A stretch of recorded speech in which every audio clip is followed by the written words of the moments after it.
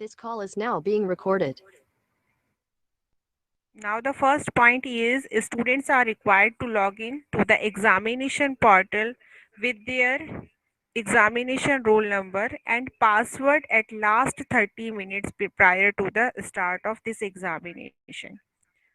आपको आपका जो लॉगिन आईडी है और जो आपका पासवर्ड है, ठीक है, उसमें आपको अपने पोर्टल पर लॉगिन करना है 30 मिनट्स बिफोर। जो भी आपकी एग्जामिनेशन का शेड्यूल है उस पर बिफोर 30 मिनट्स आपको स्टार्ट करना है।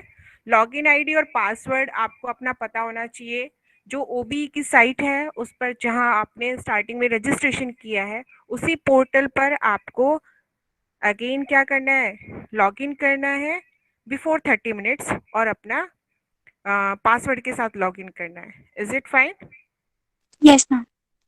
Now Yes, the ma'am. okay, now the second point is once you log into the portal, a clock on the student's screen will display to the time left in for opening of the question paper. जैसे ही आपने login किया है तो आपके portal पे एक clock start हो जाएगी। वो आपको शो करेगी कि आपके एग्जामिनेशन में कितना टाइम रह गया है। कि सपोज आपकी 9:30 है टाइमिंग, तो आपको जो टाइमिंग दिया है, जो टाइमिंग है आपका एग्जामिनेशन का, वो स्टार्ट हो जाएगा उस पोर्टल पर जैसे ही आपके पोर्टल पर पेपर आएगा। आपने लॉगिन किया तब नहीं, लॉगिन के बाद जैसे ही पेपर आएगा वो आपकी स्क्रीन पर दिखाई देगी एक क्लॉक और उस पर टाइम स्टार्ट हो जाएगा। ठीक है, तो जिससे आप देख सकते हो कि आपके एग्जाम में कितना टाइम हो गया और कितना टाइम लेफ्ट रह गया है, वो बताती रहेगी साथ के साथ। Now the third one is, first of all you have to read your instruction which is given in the question paper. जो भी आपके क्वेश्चन पेपर पर जो स्क्रीन पर दिख रहा होगा वो आपको फर्स्ट डाउनलोड करना है। डाउनलोड करे बगैर नेक्स्ट स्टेप पर नहीं जाना है। और उस पेपर पर जो भी इंस्ट्रक्शंस लिखी हुई हैं स्क्रीन पर एटलीस्ट 5 मिनट्स आपको रीड करनी है। मैंने आपको एक्सप्लेन कर भी रही हूँ बट फिर भी आपको उनको इंस्ट्रक्शंस को रीड करना है। ठीक है, फर्स्ट टाइम रीड कर लेना फर्स्ट पेपर में, नेक्स्ट में ज़रूरी नहीं है क्योंकि वो रिपीट ही होंगी। तो फर्स्ट आपने फर्स्ट स्टेप लॉगिन करने के बाद जैसे स्क्रीन पे क्लॉक दिखे ना भी दिखे, ठीक है, कोई इशू नहीं है, दिखे या ना दिखे, कि मैम ने कहा था दिख रही थी, यूनिवर्सिटी की साइट पर आपको दिखेगी, आपके पोर्टल पे क्लॉक होगी, नहीं हो रही है कोई इशू नहीं है। आपको अपना फर्स्ट स्टेप करना है, आपको अपना पेपर डाउनलोड करना है। विदाउट डाउन विदाउट डाउनलोडिंग आप नेक्स्ट पेज पर नहीं जाओगे क्योंकि उस फर्स्ट पेज पर आपको पेपर डाउनलोडिंग का ऑप्शन है, उसी के जस्ट नीचे आपके पास एक अंडरटेकिंग होगी कि आप कुछ अनफेयर मीन्स यूज नहीं कर रहे हैं। वो मैं आगे नेक्स्ट एक्सप्लेन करूंगी, बट वो अंडरटेकिंग आपको फिल करनी है विद नेम कि आप ये श्योरिटी दे रहे हो कि आप कोई चीटिंग मटेरियल अपने साथ नहीं रखा हुआ और आपने चीटिंग नहीं की है। ठीक है, वो चीज़ भी मैं समझाऊंगी चीटिंग वाला प्रोसेस, बट आपको ये क्लियर होना चाहिए कि आपने अपना ही पेपर डाउनलोड किया और नेक्स्ट पेज पर गए। ठीक है, यहाँ तक ठीक है सबको? Yes, ma'am. Yes, ma'am. ठीक है। अगर किसी case, if any case students face any difficulty to downloading your own paper from the portal, in this situation you have to contact your nodal officer, your college nodal officer। ठीक है, अगर आपका suppose paper download नहीं हो पा रहा है, you have to try at least 15 minutes. ठीक है, थोड़ा पेशेंस रखो, टाइमली आप वेट करो, आपका पेपर क्यों नहीं डाउनलोड हो रहे हैं। ठीक है, जब अगर पेपर डाउनलोडिंग होने में कोई प्रॉब्लम आ रही है, पैनिक नहीं होना है, पेपर डाउनलोड करो। नहीं हो रहा है, बहुत बार ट्राई कर रहे हो, तो भी उस केस में आप कॉलेज के नोडल ऑफिसर को कांटेक्ट करोगे।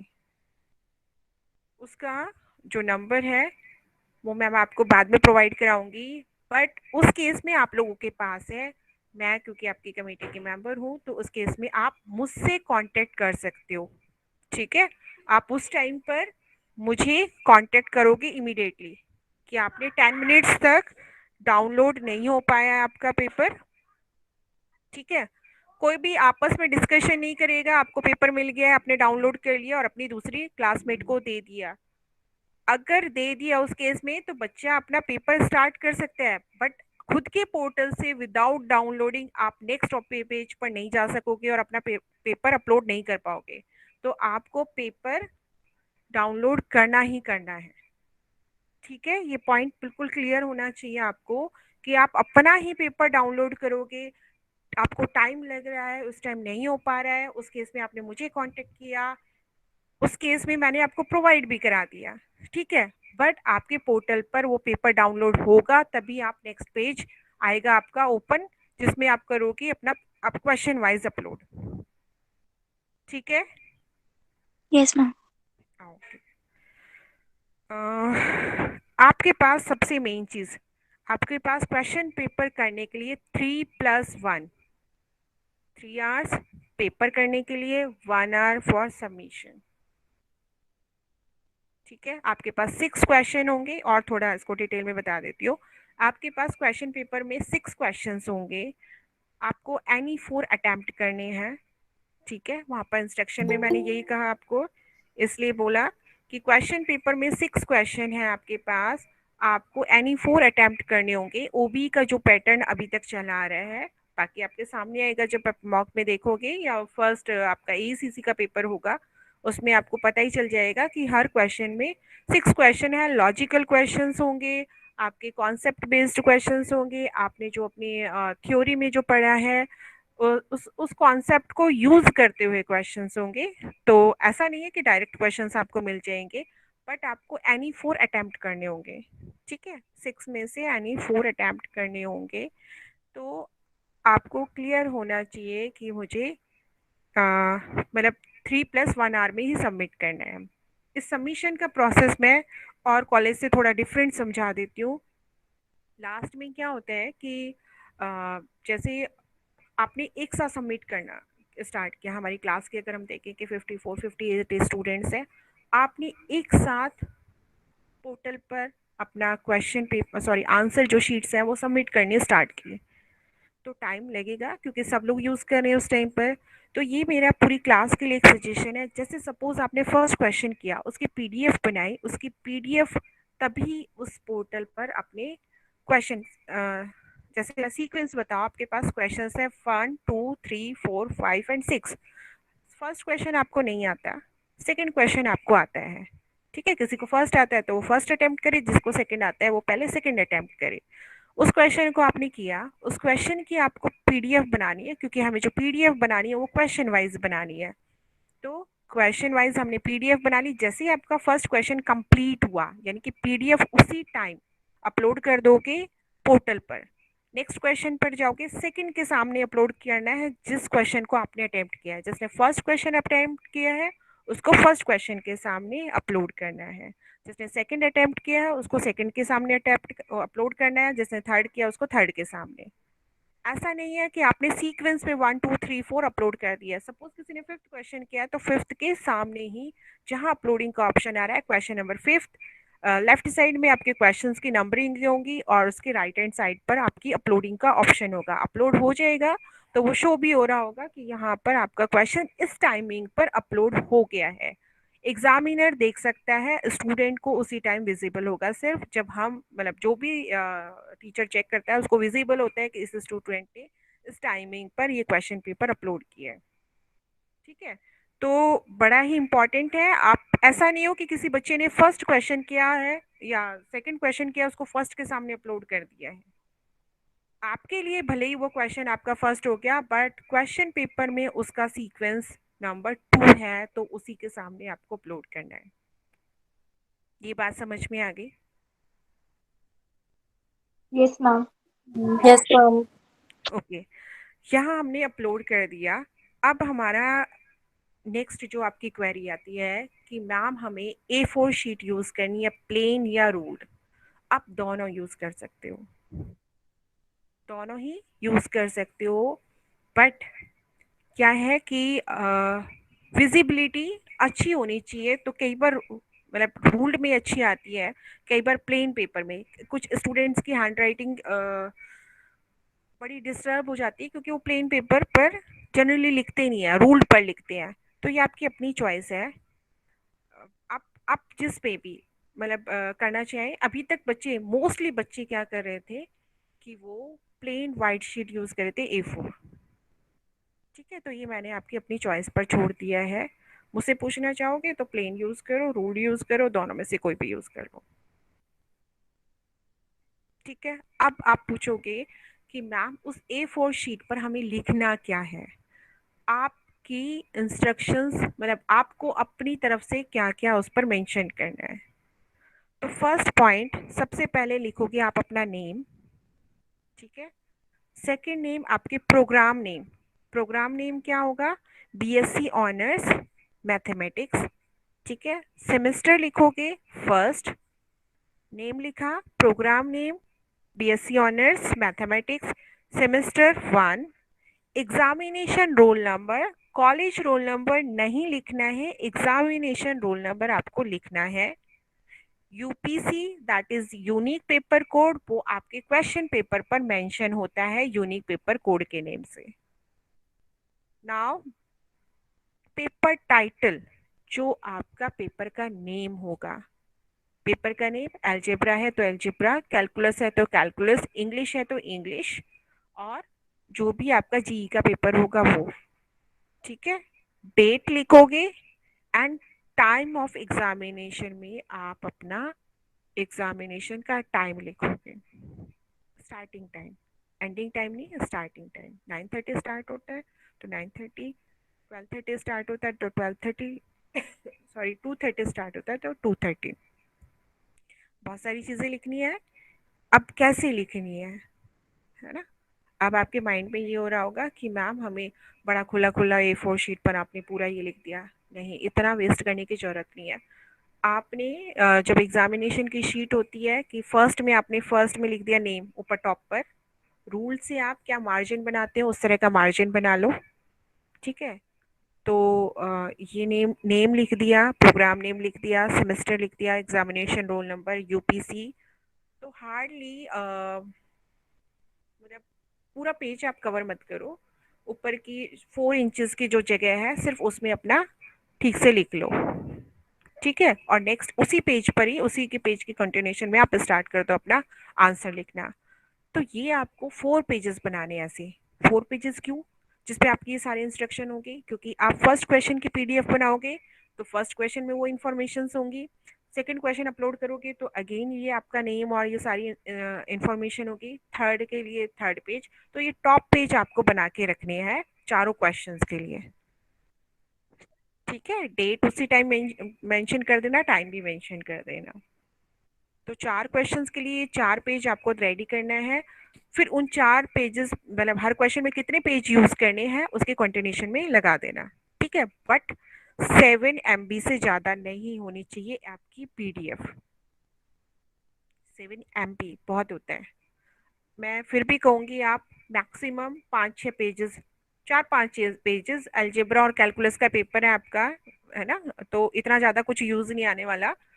हार्डली 4-5 पेज का क्वेश्चन होगा, 4-5 पेज ज़्यादा ही बोल रही हो तो ठीक से लिखना। अब आपने फर्स्ट क्वेश्चन लिखा, उसका आंसर लिखा, तो फर्स्ट पेज पर फर्स्ट नंबरिंग डाल दी आपकी सीक्वेंस। सेकंड पे फर्स्ट क्वेश्चन को करने में सपोज आपके 5 पेजेस यूज हुए तो उन पे आप नंबरिंग डालो टॉप पर 1 2 3 4 5। और हर जब फर्स्ट पेज में तो आपने इंस्ट्रक्शंस वो सारी इन्फॉर्मेशन लिख दी, सेकंड पेज पर आप अपना रोल नंबर कॉर्नर पर लास्ट में या टॉप पर कहीं भी अपना रोल नंबर और सिग्नेचर कर देना। उससे क्या होगा कि अगर आपका पेज इधर उधर हो भी गया है ना, तो वो उसे पता चल जाएगा कि बच्चे ने अभी कंटिन्यूएशन में कितने पेजेस यूज किए हैं। आप टॉप पे लिख दो कि नंबर ऑफ पेजेस यूज्ड उस क्वेश्चन के लिए, जितने 5 यूज किए तो 5 लिख दो, 4 यूज किए तो 4, 6 यूज किए या तो 6 लिख दो। बहुत बड़ा पॉइंट हो गया, समझ में आ गया? Yes, ma'am. Yes, ma'am. Yes, Yes, ma'am. अब अगर आप लोग गलत अपलोड कर देते हो, पहली बात तो गलत अपलोड नहीं करना है। तो आपके पास अपलोड कर दिया तो ऑप्शन ख़त्म हो जाता है, ठीक है। तो जब तक आपके चारों क्वेश्चंस अपलोड नहीं हो जाते, सबमिट नहीं करना है। सबमिट करने के से बाद चीज़ें हमारे हाथ से निकल गई होती हैं। मैं उस केस में कुछ भी नहीं कर पाऊँगी। अगर आपने अ, कुछ भी गलत अपलोड कर दिया है, पहले तो अपना ध्यान ही रखना है कि आप अपनी क्वेश्चन के सामने ही, जो फर्स्ट क्वेश्चन कर रहे हो तो फर्स्ट क्वेश्चन के सामने ही अपनी पीडीएफ अपलोड करो, ठीक है। तो इस तरह से ऐसा सबमिट लास्ट में करना है 3+1 आवर, मतलब 3 आवर्स में आप कोशिश, मतलब ऐसे करोगे तो जल्दी आपके क्वेश्चंस भी हो जाएंगे और आप जल्दी अपलोड भी कर लोगे। लास्ट वाली फाइल फिर इजीली अपलोड हो जाएगी क्योंकि एक ही पीडीएफ अपलोड करनी है। अगर एक साथ चारों पीडीएफ अपलोड करोगे तो बहुत टाइम टेकिंग होगी और उस केस में आपको प्रॉब्लम आएगी ही आएगी। तो आपके जो सेकंड ईयर और थर्ड ईयर ने किया है उस केस में उन्होंने यही किया है, जैसे ही क्वेश्चन होता है फर्स्ट उसके सामने फटाफट अपलोड कर दिया है, ठीक है। अब एक चीज़ और है, जो आपसे वो अंडरटेकिंग लेते हैं, ठीक है। तो एक उसमें लिखा होता है कि आप अनफेयर मीन्स यूज़ नहीं कर रहे हैं। So you have not taken any help from anybody in the written the paper, ठीक है। यानी कि आपने अपना पेपर लिखवाने भी किसी की भी हेल्प नहीं ली है। उस अनफेयर मीन की वो अंडरटेकिंग आप दे रहे हो। अब आप कहोगे कि मैम हमने तो किसी से नहीं लिखवाया है, इट मीन्स क्या, अनफेयर मीन्स का मीनिंग क्या कर रहे हो।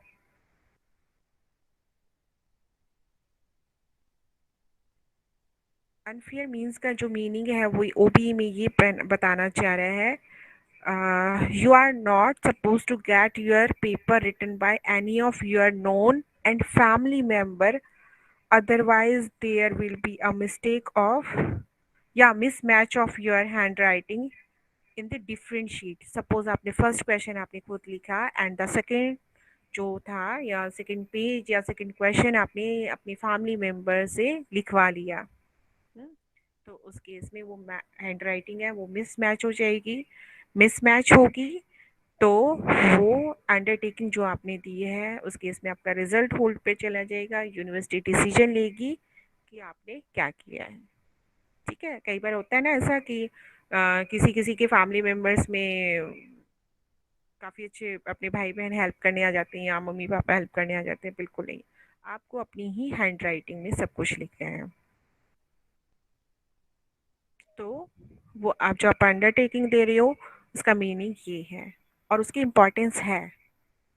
तो आपको जैसा आता है, जो आता है, आप अपने आप लिखोगे, किसी और से नहीं पूछोगे। Fine. Yes, ma'am. Yes, ma'am.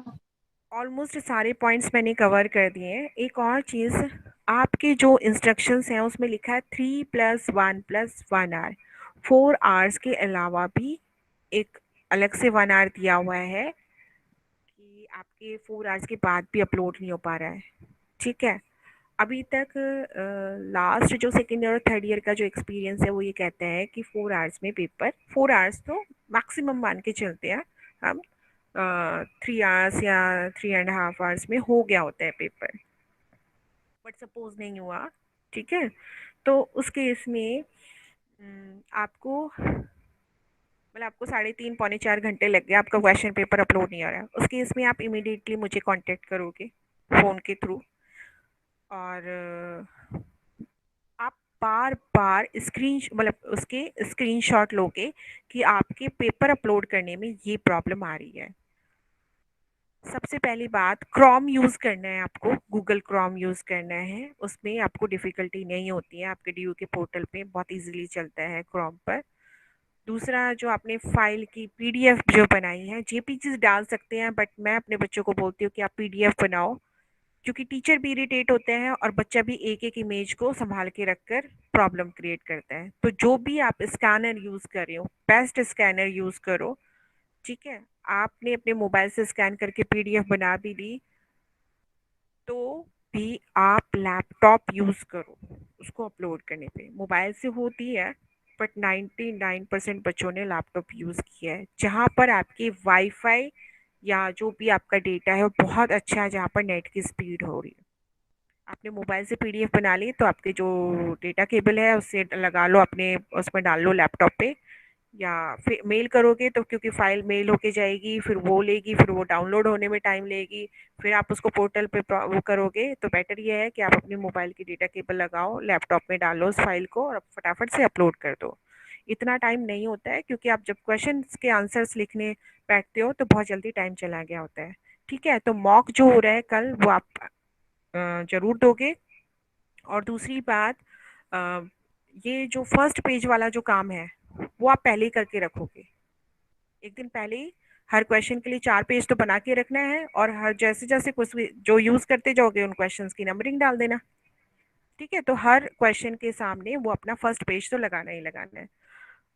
और भी बेटर ये होगा कि मैं आपको ये नोट करके इसकी क्वेश्चन पेपर पे फर्स्ट पेज पे क्या लिखना है उसकी फोटो खींच के मैं आपको अभी आपके व्हाट्सएप ग्रुप पर डाल दूंगी कि इस तरह से लिख लेना। और अगर मैंने कुछ मिस कर दिया, हाँ, अब सपोज 3 and 45 मिनट्स में भी 3 hours 45 मिनट्स में आपका नहीं हुआ, तो उस केस में बच्चे ने स्क्रीनशॉट्स लिए, हर टाइम पर स्क्रीनशॉट्स लिए, आफ्टर 4 आवर्स अगर अपलोड हो रहा है तो भी स्क्रीनशॉट्स लेने हैं। वो क्यों है? क्योंकि यूनिवर्सिटी ने कहा है कि 4 आवर्स सफिशिएंट होते हैं अपलोड करने में। 4 आवर्स से जैसे ही एक्स्ट्रा होता है तो उस केस में क्या है कि पोर्टल तो बंद हो जाएगा, या पोर्टल पर अपलोड भी हो रहा होगा 5 आवर्स में, तो आपके पास एविडेंस होना चाहिए कि मेरे मतलब पोर्टल पर ये प्रॉब्लम आ रही थी, आपकी प्रॉब्लम नहीं, पोर्टल पर ये प्रॉब्लम थी, इस वजह से मेरा अपलोड नहीं हुआ। उस केस में भी आपके पास एविडेंस होंगे तो यूनिवर्सिटी आपसे एविडेंस मांगती है कि आपका पेपर अपलोड होने में टाइम क्यों लगा था। उस एविडेंस के बाद एक कमेटी ये डिसीजन लेती है कि आपकी शीट्स चेक होंगी या नहीं। तो कोशिश रखना कि आपकी वाईफाई की स्पीड बहुत अच्छी हो, आपकी नेट की स्पीड बहुत अच्छी हो, और आप टाइमली 4 आवर्स में ही अपलोड कर सको।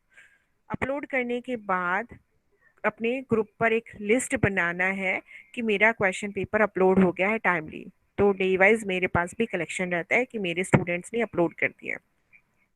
ठीक है, आपका एक यूनिवर्सिटी से मेल आएगा जैसे ही आप सबमिट करते हो कि आपका पेपर सक्सेसफुली सबमिट हो गया है। ठीक है सभी को ये। Yes, ma'am. Yes, ma'am. Okay.